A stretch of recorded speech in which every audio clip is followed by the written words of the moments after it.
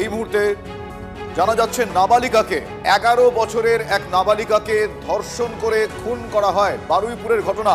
কি বস, ভালো তো? Welcome back to my YouTube channel বড় ছেলে সপ্তক। তাহলে আজকের ভিডিও আরম্ভ করা যাক।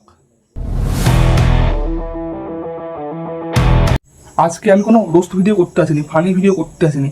আজকে একটা প্রতিবাদীমূলক ভিডিও, বারুইপুর কেস নিয়ে বলতে এসেছি আমি। এই মুহূর্তে জানা যাচ্ছে নাবালিকাকে 11 বছরের এক নাবালিকাকে ধর্ষণ করে খুন করা হয় বারুইপুরের ঘটনা।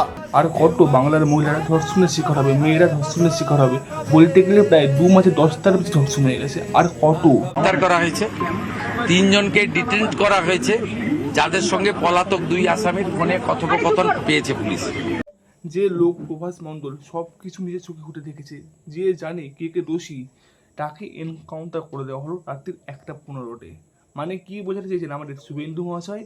যে যে জানে তাকে আমরা রাখবো না, মানে দর্শকরা আরামসে ঘুরে বেড়াক। এই মুহূর্তে যে খবরের দিকে নজর রাখতেই হচ্ছে, বারুইপুরে ধৃত প্রভাস মণ্ডলের মৃত্যু, পুলিশের গুলিতে মৃত্যু ধৃত প্রভাসের। আরো একবার আপনাদের ধর্ষণ নামক শব্দটা বাংলা থেকে তুলে দেব আমরা।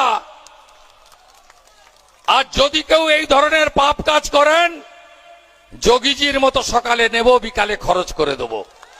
এইটা আপনি খরচ করেছেন, যে সব কিছু জানতো মাস্টার মাইন্ড লোক, তাকেই আপনি মেরেছেন। বাহ শুভেন্দুটা, বাহ।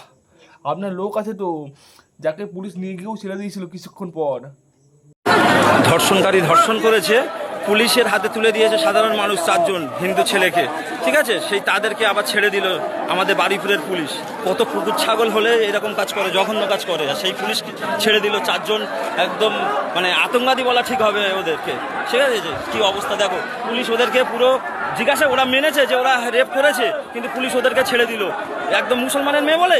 এটা শুভেন্দুবাবু, আমি চাই শুভেন্দুবাবু ন্যায্য বিচার করুক। কি হলো শুভেন্দুরা, কিছু বলো। করে বাঁচবো, যেখানে যখন বেরোবার হবে, দরকার হবে তখন বেরোবো, যা খাবার ইচ্ছে হবে খাবো, যা পোশাক পরার ইচ্ছে হবে পরবো। এইসব বালের কথা আপনারা পার্টির লোকদের বলবেন, আমাদের সাধারণ জনগণকে বলতে আসবেন না। জনগণ বোঝে কোনটা ঠিক আর কোনটা ভুল। আর একটা হচ্ছে আমাদের রত্না ম্যাডাম, তাকে আমার আর কিচ্ছু বলার নেই। সে যা কাজকর্ম করছে তাকে আমার কিচ্ছু বলার নেই। ভোটের আগে একরকম, ভোটের পর আর এক রকম। আমাদের রত্না ম্যাডাম 1 নম্বরের চুরির ভাই ম্যাডাম। আমার মেয়ের ঘটনার সঙ্গে এই ঘটনা যুক্ত নয়। কারণ কি আমি বলি, আমার মেয়ে একদম সুরক্ষিত জায়গায় ছিল। এই মেয়েটা বাড়িতে ছিল না বা কোথায় ছিল আমি ঠিক জানি না, কিন্তু আমার মেয়ে একদম সুরক্ষিত বলয়ের মধ্যে ছিল। তাকে খুন করা হয়েছে, তাকে ধর্ষণ করা হয়েছে, সেটা হসপিটালের সমস্ত লোক দায়ী। আমাদের নতুন সরকার এসেছেন, তাকে নিয়েই আমরা চলবো আমাদের পথ, এবং এই সরকারও সমর্থন করবেন না এইসবগুলো। প্রথম কথা, আমাদের নারী সুরক্ষা মন্ত্রী পাল্টাতে হবে। আমাদের রত্না ম্যাডাম নারী সুরক্ষা মন্ত্রী দেবের মধ্যে একদমই যোগ্য নয়, একদম অযোগ্য। আর ধর্ষণ হলে আমাদের জনগণদের চুপ করে থাকা চলবে না। জনগণ যদি তাকে মেরেও ফলে কোনো প্রকার শাস্তি হবে না। জনগণ আরও উড়িয়ে দেবে সরকারকে, যারা ধর্ষণ করবে। তাহলেই একমাত্র ধর্ষণটা উচিত শিক্ষা পাবে, তাহলে ধর্ষণ কমানো যাবে। ধর্ষণ একদম হবে না বলা যেতে পারে।